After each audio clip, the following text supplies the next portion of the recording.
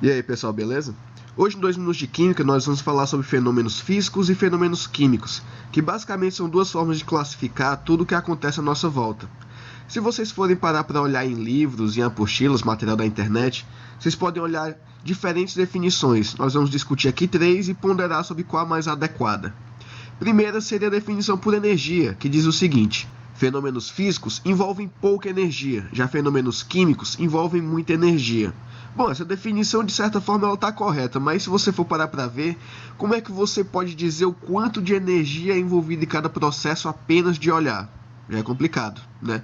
Então vamos partir para outra definição que também é muito comentada. A definição em torno de reversibilidade, e dizem que fenômenos físicos são reversíveis e fenômenos químicos irreversíveis. Como exemplo, podemos citar o caso da água. Podemos ter água líquida e quando colocamos ela no freezer, ela se torna gelo. Mas se tirarmos do freezer, com o tempo ela voltará a ser água líquida. Ou seja, o processo é reversível e o fenômeno é físico.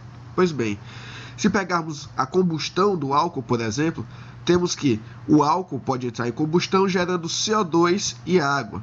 O processo que, se pegarmos o CO2 e a água, naturalmente, espontaneamente, ele não retornará a ser álcool.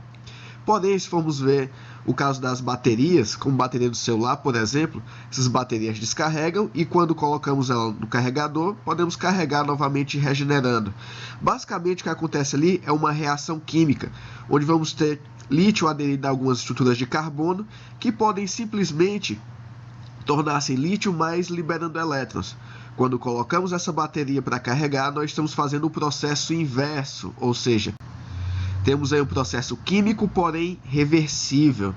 Então vamos para o terceiro tipo de definição, que seria definição por tipo molecular, que ao meu ver vem a ser a mais adequada. Por exemplo, naquele caso da água, nós temos que a água líquida tem uma estrutura como H2O. Mesmo quando ela congela e se torna um sólido, a estrutura molecular permanece sendo H2O.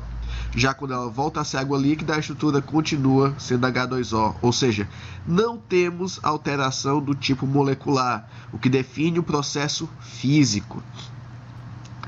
Assim como temos, por exemplo, uma interação com o campo magnético, ou interação ou absorção de água, seja por uma esponja, pelo poliacrilato, dentre outros. Já se pegarmos a combustão, nós vamos ter o álcool reagindo com o oxigênio, produzindo CO2 e água. Ou seja, temos aí uma variação do tipo molecular, o que define uma reação ou um fenômeno químico. Pois bem, por hoje é isso. Qualquer dúvida ou pergunta podem deixar nos comentários e até o próximo vídeo.